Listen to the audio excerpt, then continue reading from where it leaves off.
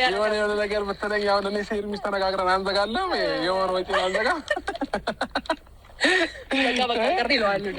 የምሬ ነው ኤፍሬም እውነት ምናምን በቀለበት ምናምን አሳበክ ተወዷል። ደግሞ 1 ግራም እኮ ቃል ሰምቷል ዋጋውን 1 ግራም 29,000 ብር ገብቷል። እና ዋጋውን ሰምቷል መሰለኝ። አይ በቃ እንደዚህ አይነት እኔ በጎን አወራዋለሁ። ትንሽ ሲስተም ገባ ማለት ነው። የፈራው ነገር ካለ ምናምን ኧረ በቃ ተው። አሁን ኤፍሬም እንርሳው ነው በጣም ነው የሚያምረው። በቃ እኔ ምን አሰብኩ መሰለሽ በአንቺ ስም ለአንቺ ስል የአበባ ፋብሪካ ልከፍትም እቅድ ይኖረኛል። ከዚህ በኋላ ደስ ብሎኛል። በጣም ደስ ብሎኛል እኮ ደስታሽን ግለጭላቸው አይደለም። አይዞኝ። ሰላም ሰላም የኔ ውድ ቤተሰቦች እንደምናችሁ ደህና ናችሁ ወይ? እንግዲህ ዛሬ በሰላምታ ልጀምር ብዬ ነው። አብርሽ የሰጠኝን አበባ አያችሁት? በቃ ሴት እንዴት ነው ሴት ሮማንስ የሆነ ባል ነው ያለኝ። በነገራችሁ ላይ የፍቅር ሰው ነው እና ምን ነው እኮ እና እንደዚህ የመሰለ አበባ ሰጥቶኛል። በጣም ደስ ብሎኛል። ይህ አበባ የእውነቴን ነው የምላችሁ ዝም ብሎ ቀላል ነገር አይደለም። ሲገዛ ቀላል ነገር ሊሆን ይችላል፣ ግን ለሴት ልጅ ያው ታውቁታላችሁ ብዬ አስባለሁ። እና ምን እንደተሰማኝ ታውቃላችሁ? የሆነ በቃ እኔ ደስታ የሚያስደስታችሁ ሰዎች እንግዲህ ተደሰቱ። አበባ ቀላል ነገር አይደለም። ጥሩ ስሜት ተሰምቶኛል። እና ደግሞ ይህን ሰሞኑን ትንሽ እየደብረኝ ነበረ፣ ዝም ብሎ ማለት ነው። ዝም ብሎ እየከፋኝ ነበረ። ምን ይደብርሽ? ጠላት ድብር ይበለው። አብርሽ ነው ረጅ ነው ካሜራ ማናበቱን ያስደበረሽ። አይ የምሬ ነው። ከዚህ በኋላ ግን ማለት ነው ማንም ሄርሚን እንዲናገራት አልፈልግም፣ በየትኛውም መንገድ ማለት ነው። ለምን ሄርሚ ማለት ቅድም ብያቸዋለሁ፣ በጣም የዋህ በጣም ንጹህ በጣም ልቧ በቃ ሩህሩህ የሆነች ሴት ነች እና ማንም ሰው እንዲያስደብራት አልፈልግም። የትኛውን ላይ ያደልሽ ይኸኛውን ማንም ሰው እንዲያስደብራት አልፈልግም እና እሷ ሲደብራት እኔ ይደብረኛል፣ እሷ ሲከፋት እኔ ይከፋኛል። ስለዚህ ከዚህ በኋላ እንደዚህ አይነት ነገር ታቆማላችሁ፣ ማናችሁ የምትሆኑ ማለት ነው። በውስጥም ቴክስት የምታደርጉላት ምናምን ካላችሁ ከኔ ጋር ነው የምትጣሉት። እና ደግሞ በቃ ብረት መዝጊያ ባል እኮ ነው ያለኝ። በቃ ሲያስፈራራ አታዩትም? እና የኔ ውድ ከዚህ በኋላ ማለት ነው አንቺን የሚያስደብረውን ሰው ጆሮውን እያንጠለጠልኩ እያመጣሁ ሁሉም ይቅርታ እንዲጠይቅሽ ማድረጎች መጥቼ ላቃጥር ለአንተ እንደኔ አቃጥሪ። ከዛ ሁላቸውን እያመጣሁ ጆሮቸውን እየቆነጠጥ ይቅርታ እንዲጠይቁሽ አደርጋለሁ ማለት ነው። እሺ ስለዚህ እንዳይደብርሽ። የምር እያስደበሯት ነው ብዙ ሰው እየጠራት ማለት ነው። እና ከዚህ በኋላ ደግሞ ባለፈውም እኮ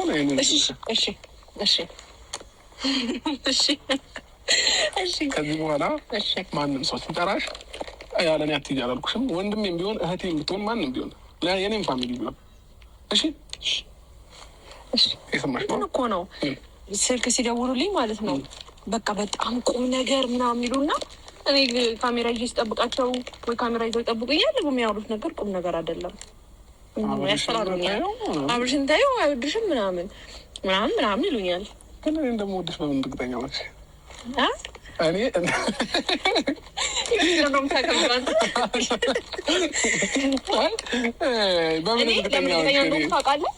የማትፈልገው ቦታ ላይ የማትወደው ቦታ ላይ ወይም ደግሞ ይሄ እንዴት ነው መሰለክ የማትፈልገው የማትወደው መገኘት የማትፈልግበት ቦታ ላይ መገኘት የምትፈልግ ሰው እንዳልሆን ካውቃለሁ። እና እንደገና ደግሞ ፍቅሬን ተቀብለኸኛል። ከዛ በኋላ ደግሞ ያው እንዴት ነው አንዳንዴ አንተ ማተብከኝ እኔ እንደዛ ሳይሆን በቃ ሳቅህን ደስታ ምናምን ሳይ ደስተኛ ነኝ እኔ ከዚህ በፊት ገባ። አሁን ግን አንተ ነህ የኔን ሳቄ ምንጭ ሆንከው።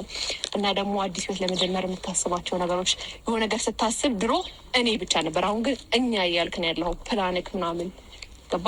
ሁሉንም ነገር እኮ ካሜራ ላይ መሆን አይጠበቅበትም ማለት ቤት መግዛት ብናስብ የሆነ ነገር እኛ ነው እዚህ ቦታ አብረን እንሂድ ነው፣ እዚህ ቦታ አብረን እናድርግ ነው።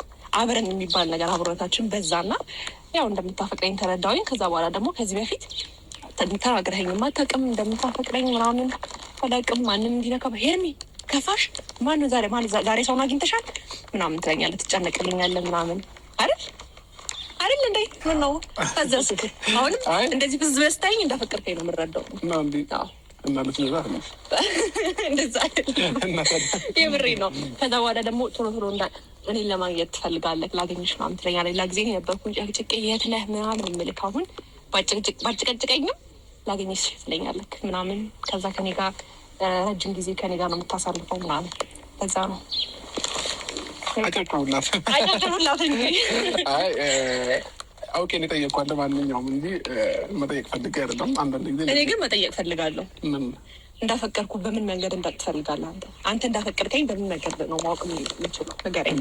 አሁን ያወራሻቸው ነገሮች እኮ በቂ ናቸው። በቃ እኔ መጨመር አልፈልግም ከአንቺ ላይ ማለት ነው።